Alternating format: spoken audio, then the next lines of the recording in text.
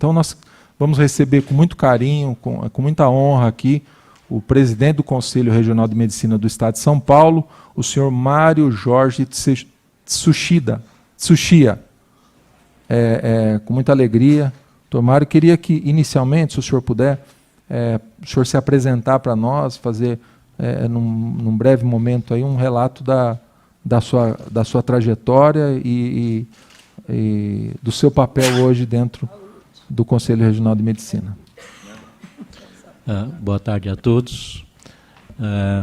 Acho que é a segunda vez que estou presente aqui. A primeira vez foi com uma plenária com a deputada Janaína, né? Para falar alguma coisa um pouquinho mais, talvez, concreta, né? Bom, meu nome é Mário Jorge Tsuchiya, tá? Me formei em Medicina na Faculdade de Medicina da USP, né? Fiz inicialmente residência médica em dermatologia, que abandonei, na verdade, para me dedicar mais à área de medicina legal e perícias médicas. Fiz pós-graduação em medicina legal e perícias médicas, fiz também pós-graduação em medicina do trabalho e administração hospitalar.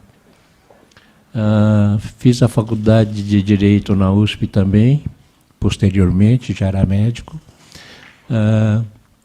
Eu fui diretor do Núcleo de Antropologia Forense do IML de São Paulo, fui chefe da perícia médica da Previdência Social aqui no estado de São Paulo, durante um tempo. Hoje já estou aposentado no IML, graças a Deus, né?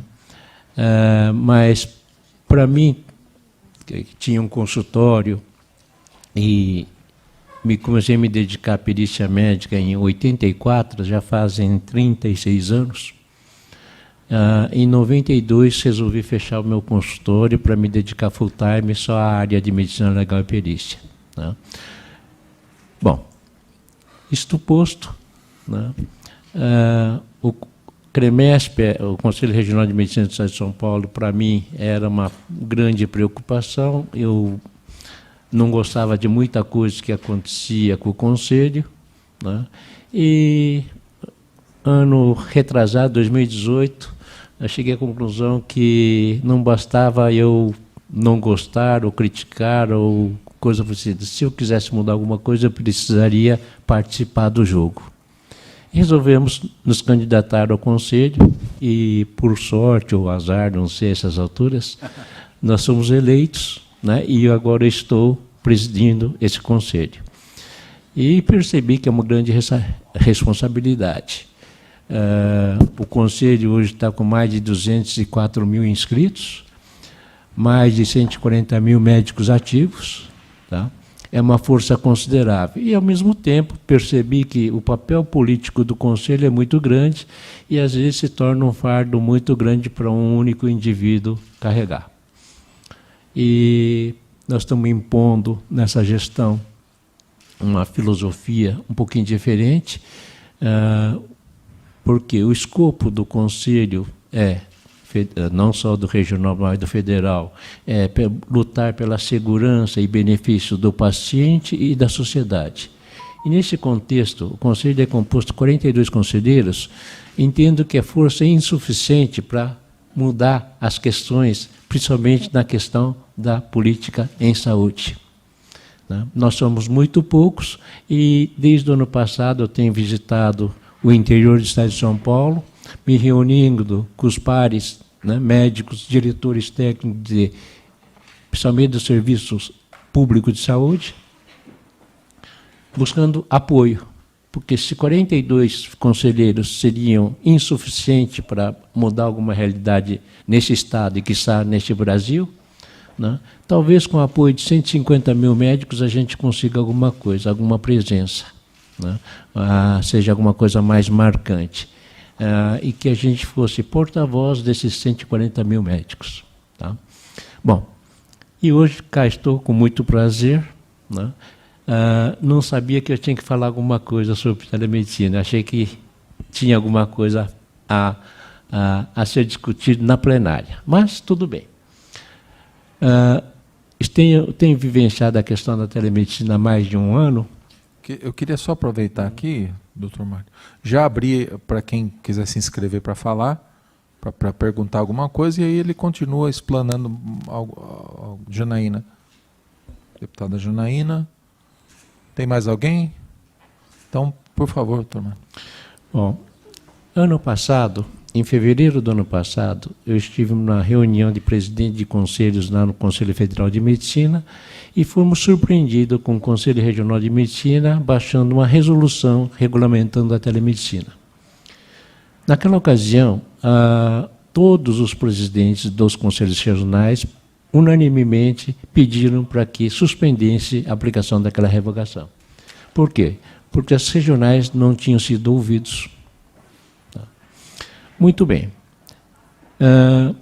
E, embora nós tivéssemos pedido para suspender os efeitos, o Conselho Federal resolveu revogar a resolução, né, e colocar em pauta uma discussão mais ampla. Bom, esse ano, dia 29 de fevereiro, foi prazo fatal para a apresentação de sugestões para a regulamentação da telemedicina. Será que alguém de vocês ficou sabendo? Mas o prazo já findou. O que preocupa é que a telemedicina está na mídia, tá? E a telemedicina é irreversível, é uma realidade. Ela traz alguns problemas na atividade profissional médica, em termos de responsabilidade, em termos de segurança para o paciente e, inclusive, em termos de benefício para o paciente, dependendo de como ela seja, digamos, realizada e produzida. Hoje, tá, quem for em qualquer serviço de saúde, tá, a leitura de imagem não é feita mais no local. Raio-X, tomografia, ultrassonografia, ressonância magnética é feita remotamente. Muitos laboratórios aqui em São Paulo remetem a imagem para Minas e alguém de Minas relata essa imagem. Tem coisa que está sendo mandado para a Índia e o resultado vem para cá. Existem call centers em várias atividades que não estão localizados no Brasil mais. No caso da assistência à saúde, é um grande problema. Ocorrendo alguma coisa a nível de responsabilidade profissional, como é que eu vou pegar um indivíduo que está na Índia? Ou, eventualmente, de São Paulo, ele está laudando em Minas Gerais. É complicado. É uma nova realidade. Tá? E a ideia é que quem operar com telemedicina tenha um médico responsável no Brasil e que isso, no início, se limite ao território brasileiro, para que a gente tenha, pelo menos, uma dimensão do que pode gerar em termos de responsabilidade em relação ao exercício da medicina. Porque o exercício da medicina, não importa por qual meio, se é presencial, se é por telemedicina, né, ou até espiritual, gera responsabilidades. Porque, no caso de um mau resultado, alguém pode ter que responder, seja penalmente, civilmente, administrativamente, ou até eticamente, que é a nossa seara. Bom, sendo assim, outro dia eu estava comentando numa outra evento, falando que existe já algumas possibilidades muito reais de extinção de certas especialidades médicas. E eu havia dito que em 1, 2 anos, radiologista não ia ser mais necessário. Por quê? Tá? O telediagnóstico à distância, tá, e a inteligência artificial vai substituir o homem com vantagem. Porque é simplesmente uma comparação de imagem. Isso, tá, o computador, tá, a inteligência artificial faz melhor que o homem, com certeza. A segunda especialidade seria a oftalmologia clínica, porque a máquina faz melhor que o homem. Hoje, curiosamente, passei por um oftalmologista para renovar meu óculos. Ainda naquele sistema, é melhor assim ou melhor assado? É melhor assim ou melhor assado? Agora, tem uma vantagem, né? Porque se por acaso o óculos sair errado, a culpa é do paciente, porque informou mal. Né? Agora, no caso da máquina, vai ter uma precisão, né, matemática. Ela vai reproduzir até os pequenos, né, inconsistências ou deformidades que a mamãe natureza nos forneceu. Que nós não somos perfeitos, mas ele vai corrigir tudo isso, porque ele é capaz de ler isso. Nós não somos. Precisamos de informações. Muito bem. Agora, existe uma falácia em termos de telemedicina. É vendida a imagem de que telemedicina vai resolver os problemas dos rincões brasileiros. É isso o termo que eles usam. Né? Mas será que? Tá? Vamos pensar no interior brasileiro. O que me adianta fazer um telediagnóstico, se é que isso seja possível, se lá nem farmácia tem? Como é que eu vou fazer essa telemedicina? Será que o indivíduo que está nesses rincões tem acesso à internet? Como é que eu vou levar a telemedicina para lá? Ou será que a telemedicina vai estar para as grandes corporações, que têm bases espalhadas pelo Brasil? É uma coisa para se pensar. Eu acho que a telemedicina, assim como muita coisa na medicina, vai elitizar a assistência médica. Eu acho que o sistema público não vai ter nem capacidade financeira e nem pernas para acompanhar esse avanço tecnológico, porque custa muito caro. E só grandes corporações vão ter capacidade econômica de investimento. Não é sem razão que quem está fazendo a propaganda da telemedicina na mídia sejam grupos muito conhecidos.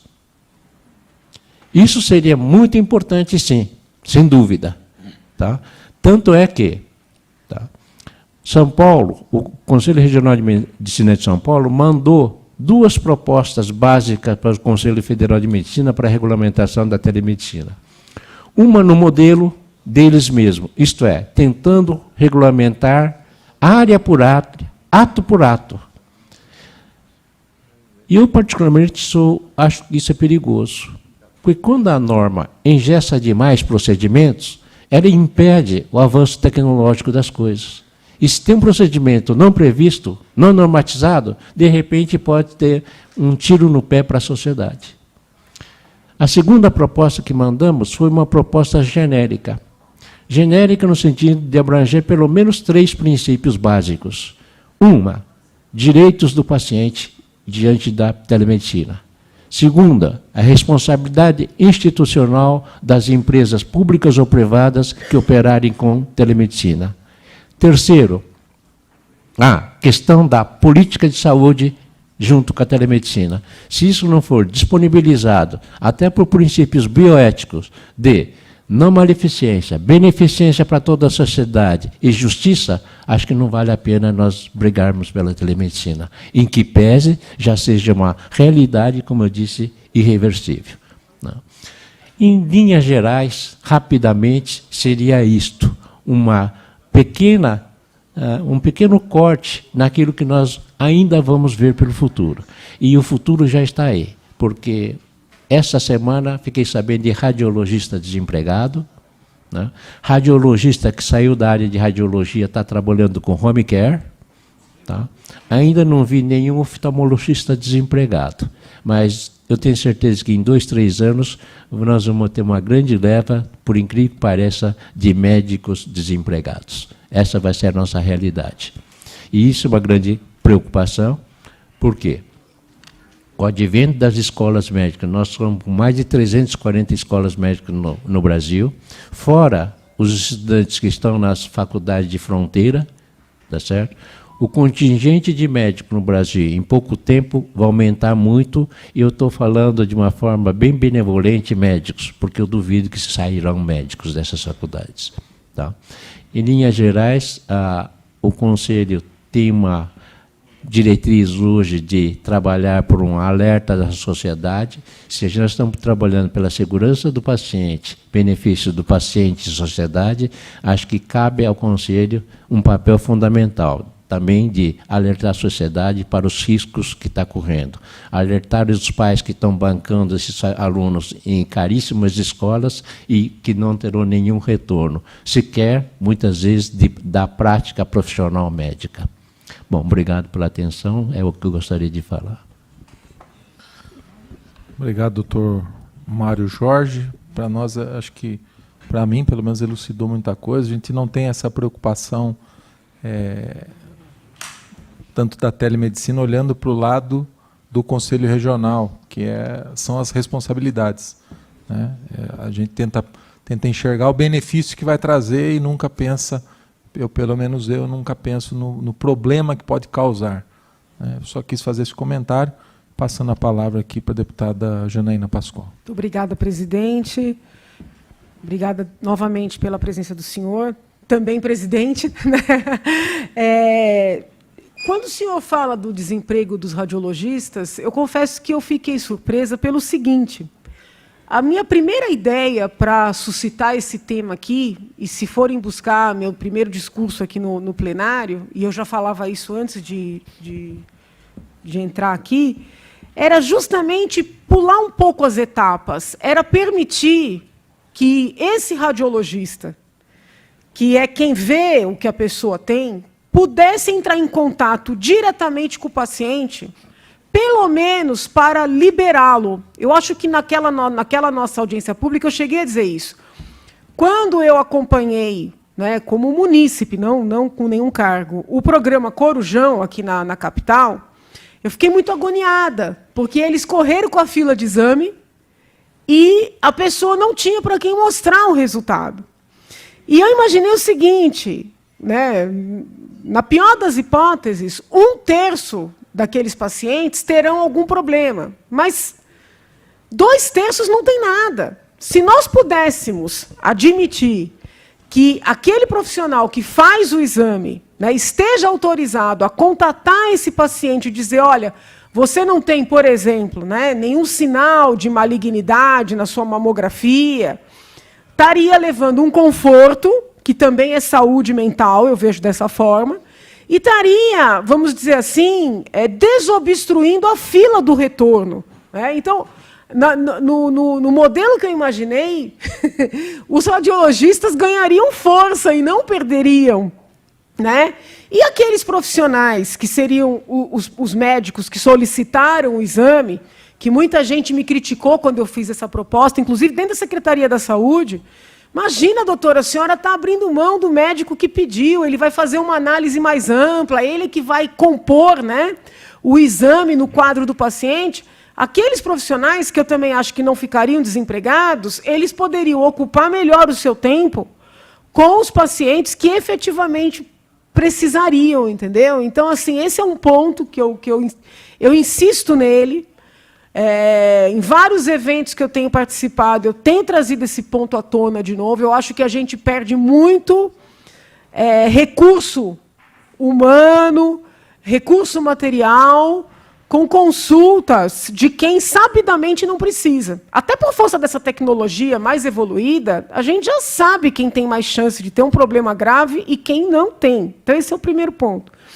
E o segundo ponto, que não está tão diretamente relacionado, mas eu não posso perder, né, a oportunidade de ter o senhor aqui. O senhor mencionou que tem visitado regiões ou recebido, né, equipes das várias regiões, se eu entendi bem, do Estado ou do país, do Estado, né? Eu ando agoniada porque eu acho que a estrutura da saúde no Estado não está boa. Eu quero explicar para o senhor entender. Não é que falta verba, não é que faltem profissionais. Eu não estou falando da ausência de recursos, que sempre é um ponto a discutir. A estrutura não me parece boa. No recesso, por exemplo, eu gosto de visitar as cidades, né? Porque quando não é recesso, eu gosto de estar aqui. Perfil. Com isso, eu não estou criticando quem tem outra maneira de trabalhar. E não é incomum, presidente, a gente chegar numa cidade, visitar a Santa Casa e ter espaços vazios. Visitar o hospital municipal e ele está ocioso. Aí você vai num equipamento, ou numa UBS, ou numa UPA, ou naqueles que têm AME, e você encontra pacientes que estão há horas esperando um atendimento. Né? E assim, você ouve coisas do tipo, poxa, cheguei aqui 5 da manhã, são 3 da tarde, não consegui me alimentar e ninguém conversou comigo. Então, assim, quando você faz essas visitas de maneira dissociada, não fica tão visível. Quando ocorre da visita ser feita na mesma data, você fala, peraí, não sei quantos médicos lá parados, né? Não sei quantos enfermeiros, não sei quantos... E esse equipamento aqui assoberbado. Aí, quando a gente conversa com o gestor, que está bem intencionado, ele diz, não, a senhora tem que entender que tem a alta especialidade, tem o equipamento que é para internação, porteira fechada. Isso me incomoda, porque me parece falta de gestão, o senhor entende? Então, eu queria ouvir o senhor, por força dessas várias visitas, se o senhor acha que chegou o momento de nós mexermos na estrutura. Pelo menos de nós abrirmos um debate um pouco mais aprofundado sobre esta estrutura, que nos é vendida como muito boa, como a correta, entendeu? E até pedem que a gente esclareça a população. Né? Olha, esse hospital aqui é para alta especialidade. E eu não me convenço desse argumento, entendeu? Então, estou trazendo para o senhor uma aflição. Né? Não de uma deputada, mas de alguém que eu sou uma cidadã preocupada com a minha cidade, com o meu estado, com o meu país, e essa argumentação técnica de visão, de competências, ela não está me convencendo. É isso, senhor presidente. Que bom. É bom a população se preocupar com isso, né? Veja bem, a senhora abordou uma série de coisas, né? E, infelizmente, não tem uma explicação única a isto, tá? Então, veja bem, eu vou começar de uma forma um pouquinho diferente para chegar na coisa da senhora. O que me motivou a ir para o interior, falar com os diretores técnicos dos hospitais, da Santa Casa, o que mais? É que existem muitas denúncias de fiscalização por parte do Ministério Público para alguma Santa Casa com hospitais do interior. E, normalmente, com isso, nós responsabilizamos os diretores técnicos pelas condições ruins desses hospitais, seja de estrutura, seja de número de médicos, seja de falta de especialidade na escala de plantão, coisas desse tipo. Aí o indivíduo lá, médico, está respondendo como diretor técnico desse hospital, eu vou lá, abro uma sindicância, responsabilizo, e como geralmente é uma denúncia do Ministério Público, nós abrimos um TAC, termo de ajuste de conduta. Olha, você se compromete a arrumar tal coisa aí num prazo X? Os senhores acham que ele arruma? Ele não tem nem poder, nem autonomia para isso. Ele responde à diretoria do hospital. A diretoria do hospital responde ao secretário de saúde, seja municipal ou estadual. O secretário de saúde responde para o prefeito, e se for estadual, o governador. Achei que era uma tarefa inglória. Eu estou atrás de alguma coisa que foge às atribuições do CREMESP, foge às atribuições do próprio diretor técnico e, eventualmente, até do secretário. Aí fui tentar conhecer qual que é a realidade, porque, de repente, eu posso estar com uma visão equivocada do sistema. Né? Aí cheguei lá, comecei a convocar para uma roda de conversa. Vamos trocar informações. Bem informal mesmo. Aí chegamos, aí a pessoa se abre, né? Não é uma coisa solene. Então descobri que tem muitos lugares, tá? E en passant, ouvi aqui a expressão OS, né? Onde os médicos não recebem há 3, 4 meses.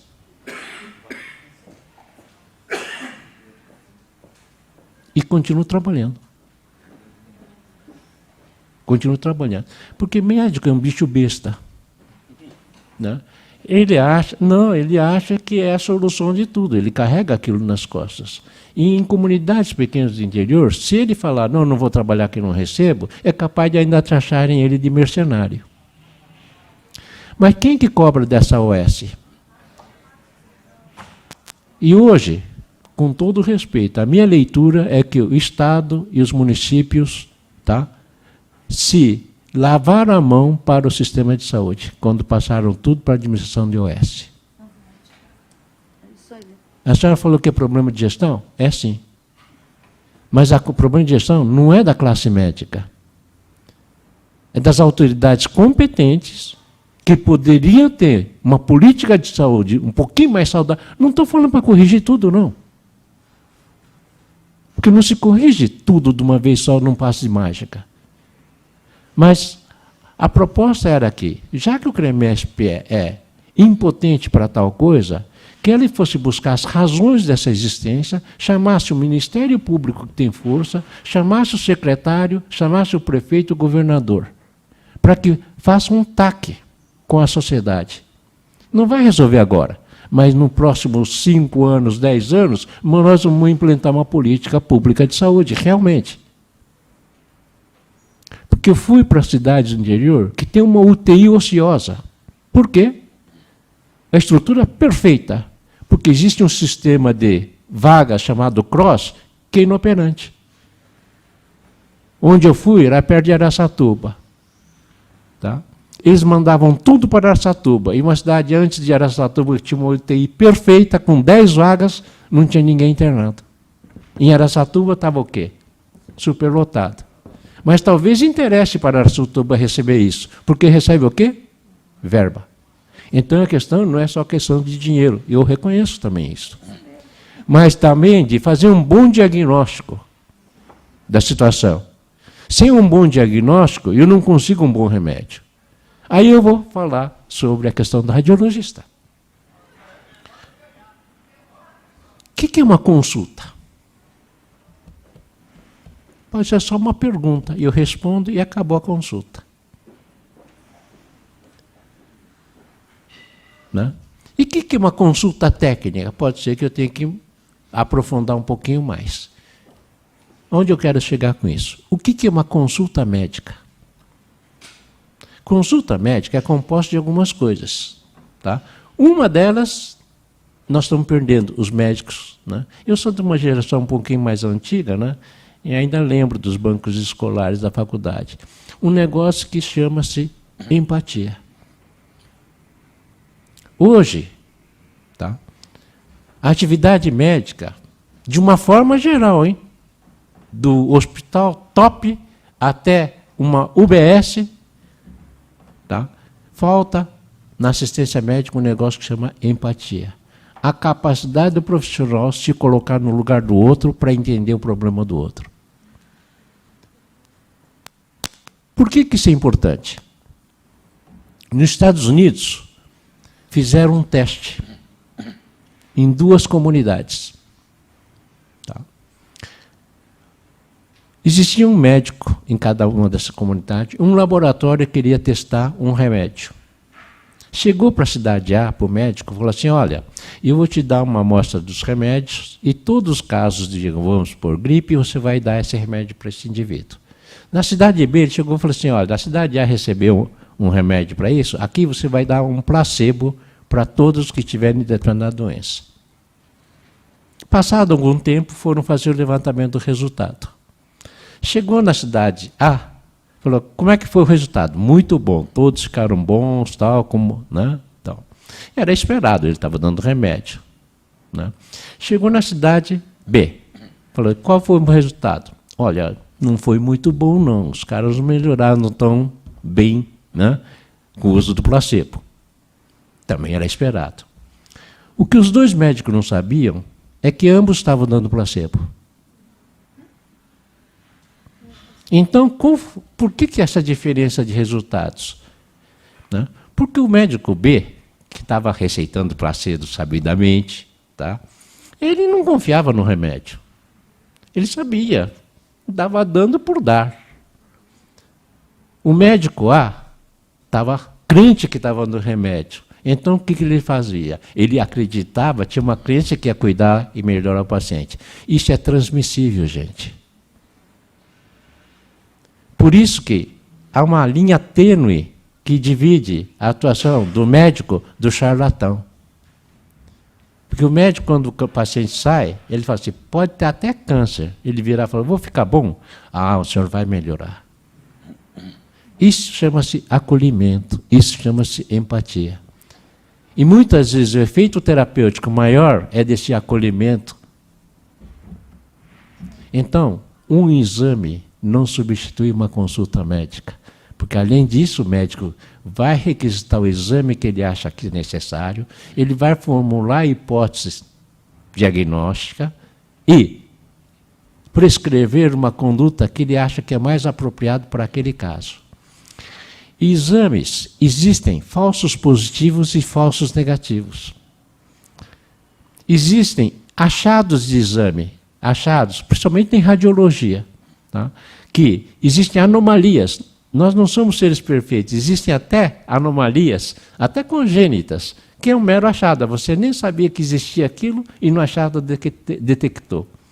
Qual a importância disso? Sob o ponto de vista clínico e médico, nenhum. Nós diagnosticamos como mero achado de exame laboratorial. Por que acontece isso? Porque o homem não é uma máquina.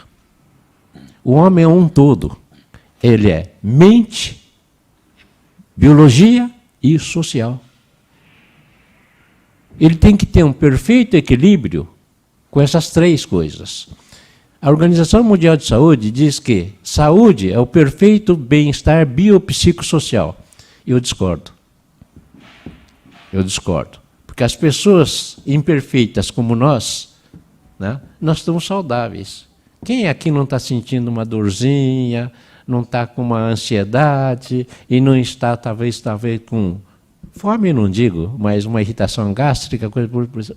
E não quer dizer que esteja doente. Então eu entendo que saúde é a capacidade do homem de manter equilíbrio biopsicossocial.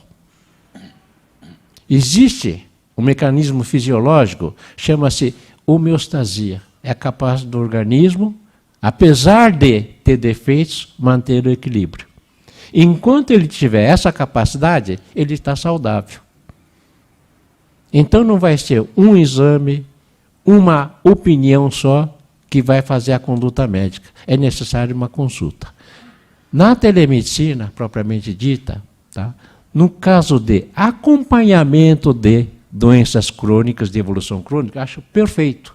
Não há necessidade da pessoa vir falar com o médico. Desde que eu tenha acesso ao exame, mesmo remotamente, eu posso mudar a conduta, né? Manter a conduta, passar uma recomendação. Tá? As principais especialidades vão começar a fazer teleconsulta, porque por enquanto eu não consigo fazer o exame físico, tá? Vai ser aqueles que dependem muito daquilo que chama de ectoscopia, o exame externo. Por exemplo, dermatologia. Porque basta eu ver a lesão, a gente costuma dizer, eu sou dermatologista de formação. Se você olha o paciente entrando no seu consultório, não fizer o diagnóstico, já não vai fazer mais. Porque bater o olho e saber do que se trata. Tá? Outra coisa, otorrino, vai examinar a garganta, a amígdala, é ectoscopia. Ele vai ver as alterações macroscópicas, tá certo? Ele é capaz de suspeitar de uma doença.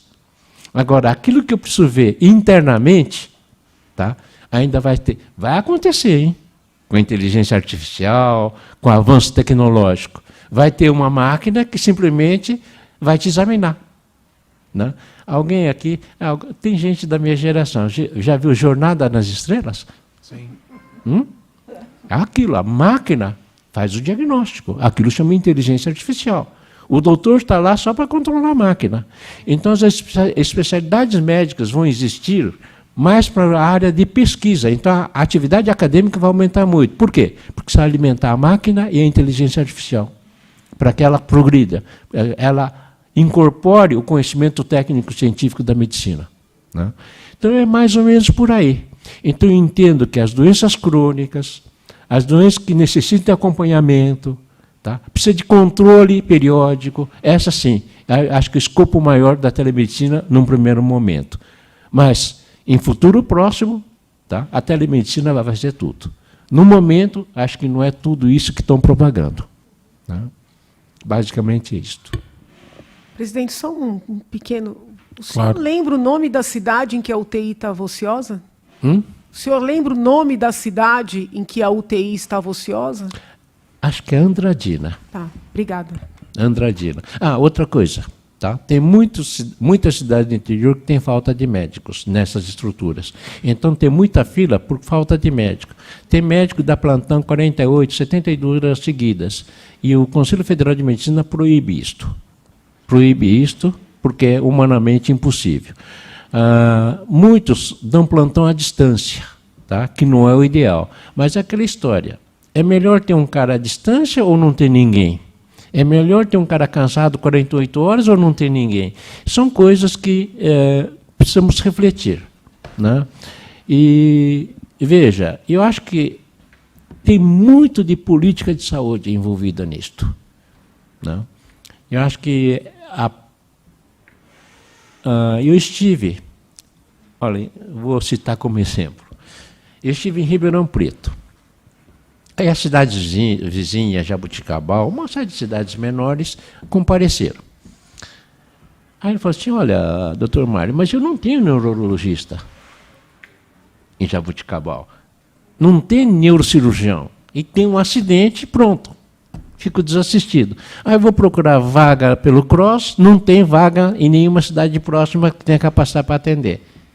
Aí ele pega vaga zero e transfere para Ribeirão Preto. Vaga zero significa o hospital obrigado a aceitar. Não importa se está lotado, se não tem vaga, porque esse hospital é de referência, né? Aí eu falei assim, puxa vida, tudo bem, eu acho que não dá para você contratar, mas não dá para fazer um consórcio? Os prefeitos, os secretários de saúde, são cidades de 20, 30 quilômetros de distância, mesmo que ele demore um pouquinho para dar cobertura, mas tem um profissional disponível. Né? Mas o problema é que, às vezes, é difícil de convencer as autoridades. Por exemplo, o Hospital das Clínicas da Faculdade de Medicina da USP. Acho que é o maior complexo hospitalar da América Latina. A doutora Heloísa teve a coragem de fechar o pronto-socorro. Por quê? Aquilo é o hospital de referência terciária, super especializado, não é porque eu me formei lá, é o melhor da América Latina. Não é para ficar atendendo erisipela no pronto-socorro, unha encravada no pronto-socorro. Ele tem que receber o helicóptero da Polícia Militar, ele tem que receber os pacientes referenciados, porque é onde ele consegue dar suporte. O que o Ministério Público fez? Entrou com uma ação civil pública, tentando obrigá-lo, a doutora, a abrir o pronto-socorro. O Ministério Público conseguiu fazer isso com o hospital de referência na Zona Leste, Santa Marcelina, que também tinha fechado, porque é um hospital de referência lá. Virou um caos. E está funcionando, porque Santa Marcelina aceitou abriu o hospital. Então, há que ter um pouquinho de bom senso e uma compreensão, né? Agora, qual foi o erro do Hospital das Clínicas? É que a vigilância, a segurança estava dispensando o paciente da porta. Isso é um erro. Não? E eu estive conversando com a doutora Elisa, fui conversar com o Ministério Público. Parece que houve uma certa pacificação. Qual foi a solução? Ao lado da HC vai abrir uma UPA. Para que não dispense, mas desvie esses pacientes para um outro lugar. Aí passa pelo menos por uma triagem. Né? Então, soluções há. O que precisa é as partes interessadas, né, e um representante da sociedade sentar e ver o que é melhor. Melhor para quem? Para o HC, para o governador, para os parlamentares? Não, é para a sociedade. Tá? Porque nós comungamos, tá, de problemas e bens comuns. E com dificuldades comuns. Eu entendo que a solução não vai ser unifatorial e nem unipessoal. Acho que vai ter que ter um grande pacto, né, de uma solução, eu diria, não a curto prazo, que não existe, a médio e a longo prazo. Tá? Eu acredito nisso, né, e a nossa meta no momento, a nossa diretriz que nós estamos querendo dar para o Conselho é isso.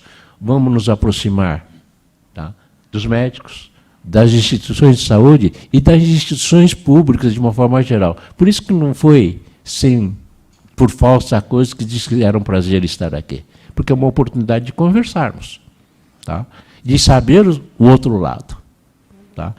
E, muitas vezes, com todo respeito aos nobres deputados, né, a imagem da classe política não é boa. Né?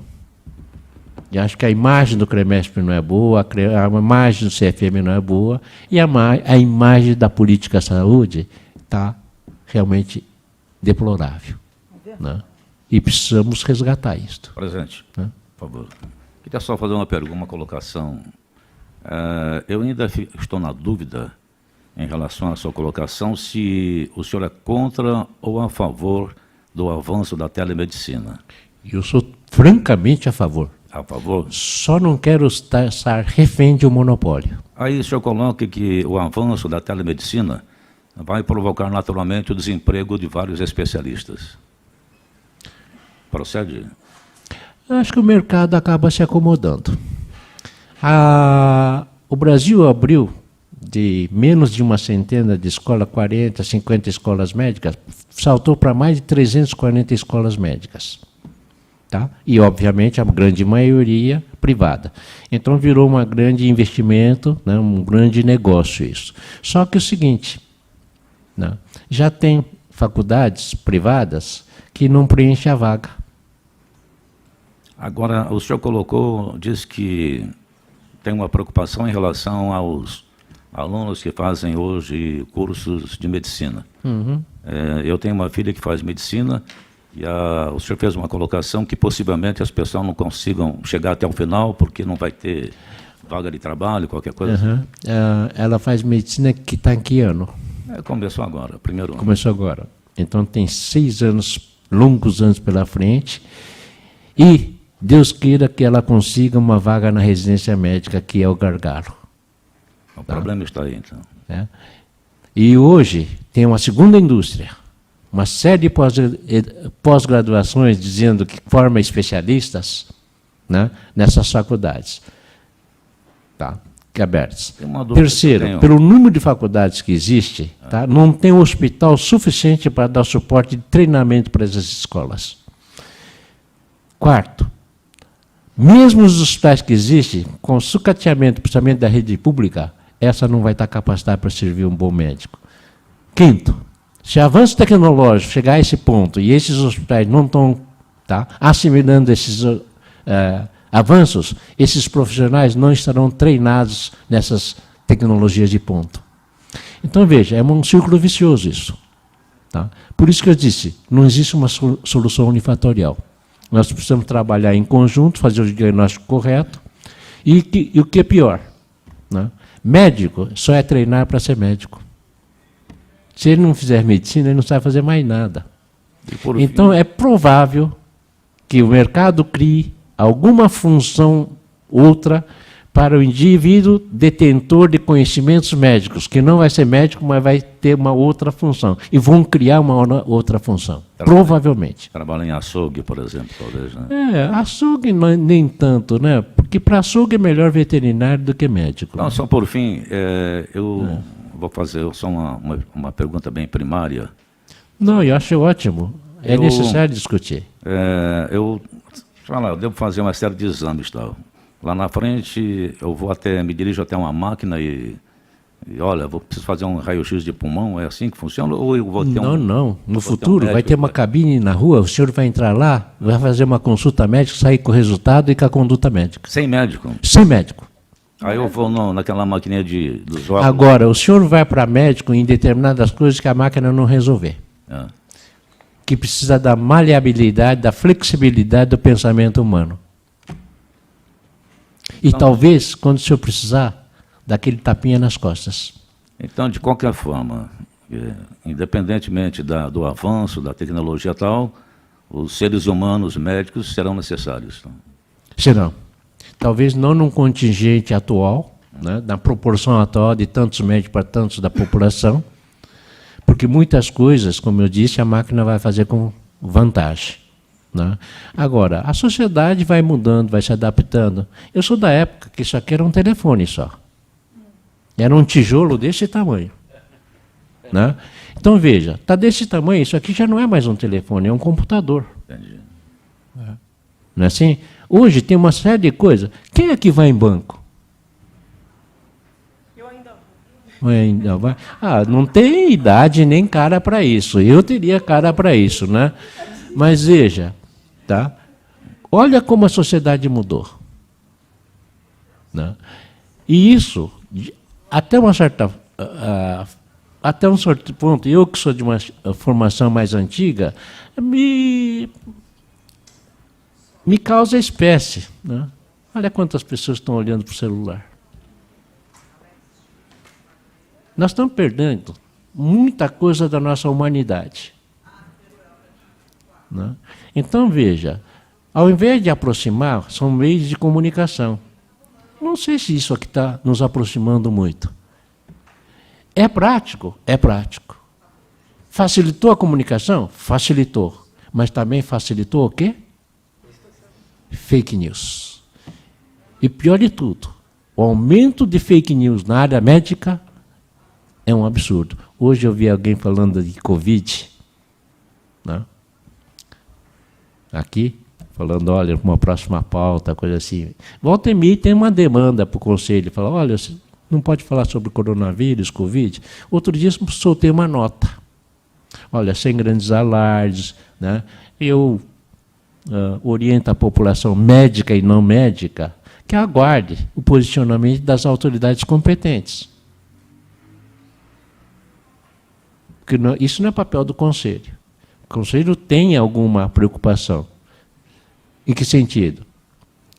Se nós somos defensores da segurança, tá? Benefício de paciente e sociedade, toda vez que o poder público, né, demora ou se omite para passar alguma orientação mais concreta, a gente fica preocupado.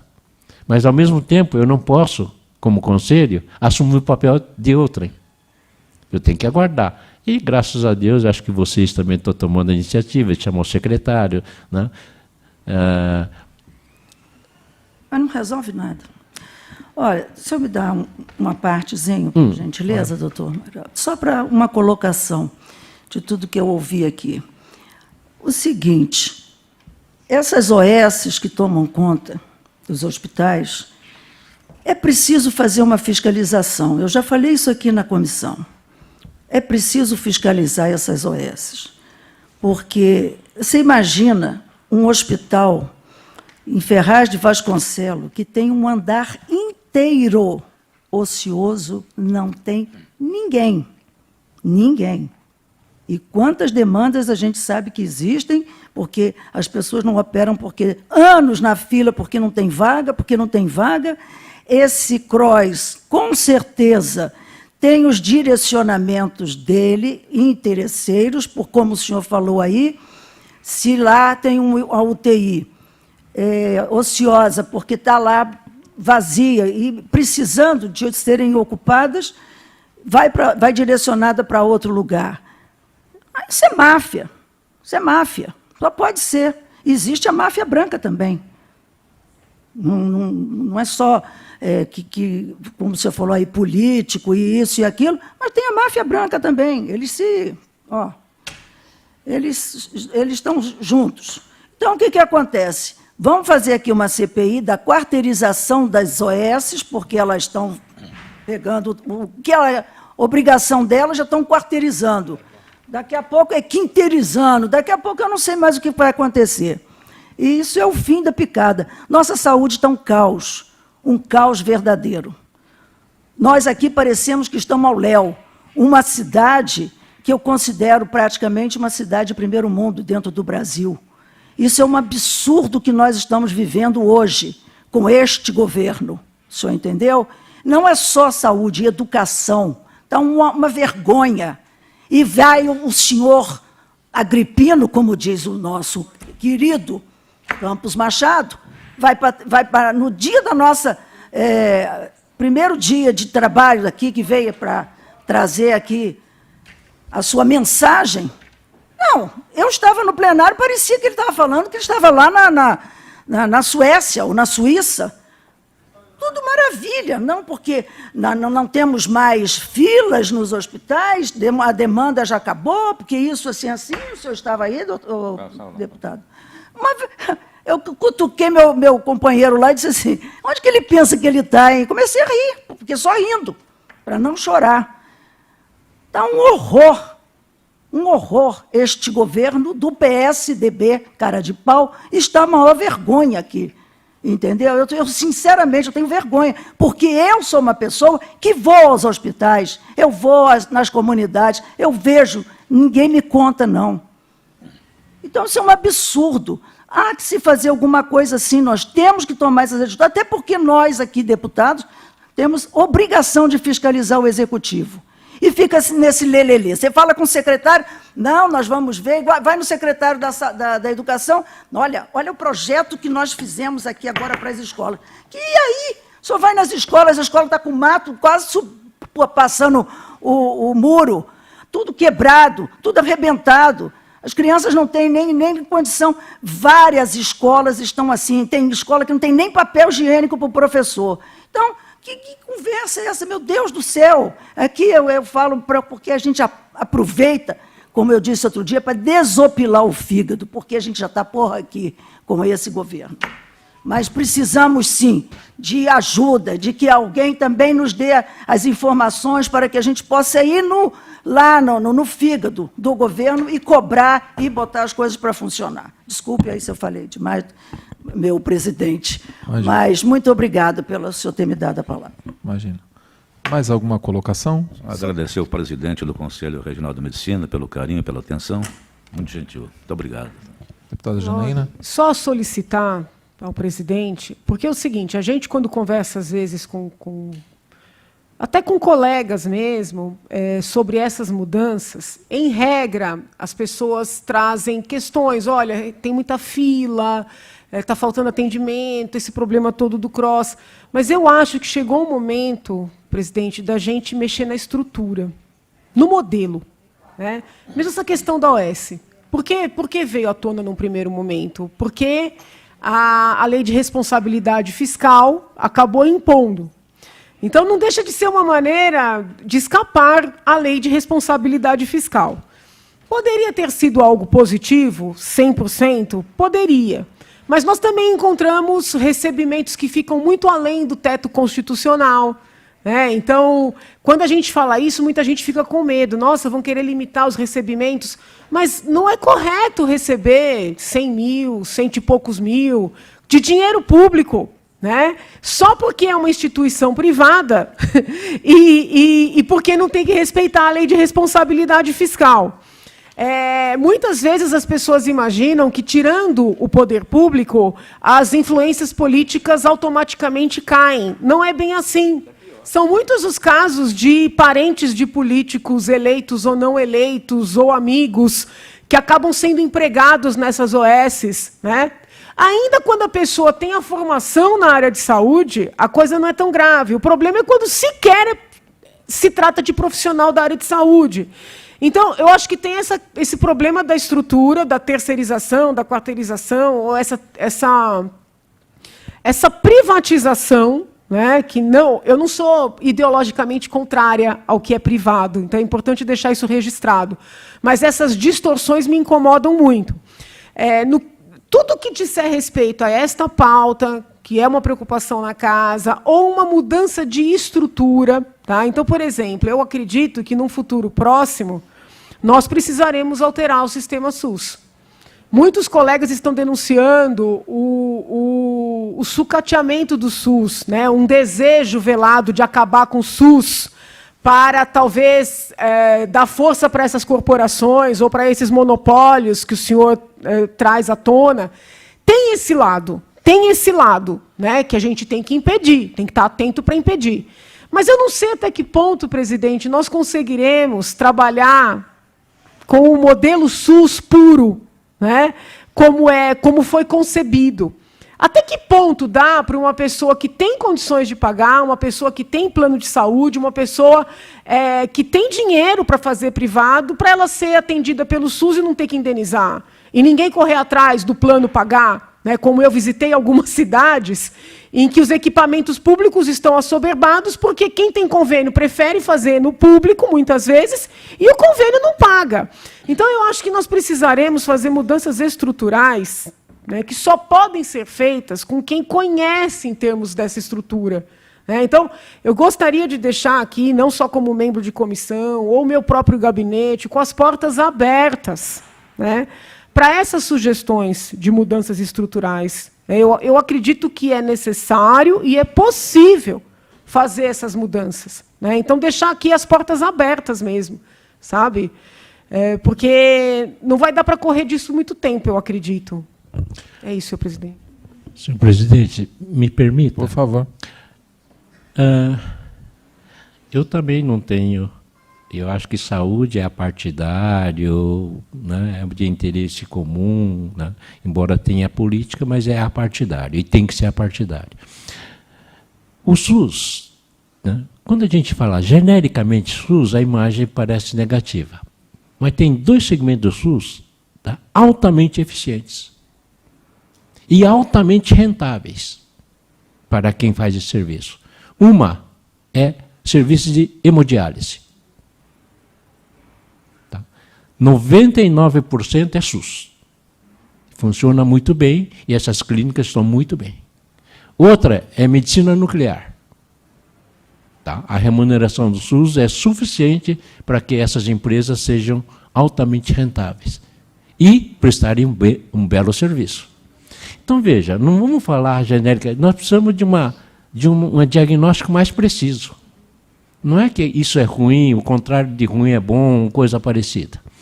Tá? E ainda bem, deputada, eu acho que é bom que se indigne mesmo. Está na hora. Está na hora. Tá? Agora, quando eu falei do público e privado, não sou a favor do público ou contra o privado ou vice-versa. É com essa quase promiscuidade de relação entre público e privado. Nós precisamos acabar com isto. A relação chega a beirar a promiscuidade. Que existe alguma coisa, tá, acima do bem e mal. É contra isso que nós precisamos brigar. As coisas têm que ser mais transparentes, mais claras para a população. E isso que acho que nós precisamos procurar. E, para isso, nós precisamos da parceria das instituições. Nenhuma instituição não pode deixar, como a doutora disse, só na mão dos profissionais da saúde, coisa parecida. Tem que ser um movimento conjunto de toda a sociedade, envolvendo principalmente as instituições, sejam públicas ou privadas. Né? Bom, falei demais, mas agradeço a oportunidade, né? E voltarei sim. Não o Mário Jorge, mas o CREMESP sempre estará à disposição. Né? Obrigado.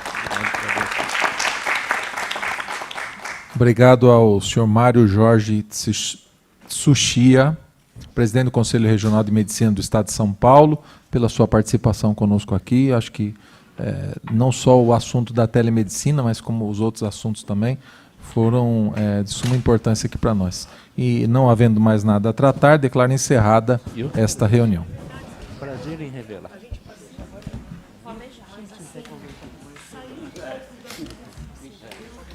Só declarar aqui que nós tínhamos a intenção de fazer uma extra para discutir aqueles requerimentos aqui, mas por falta de quórum, nós não temos quórum para fazer, então vamos deixar para a próxima. Você deixa consignado isso ao deputado Edmir.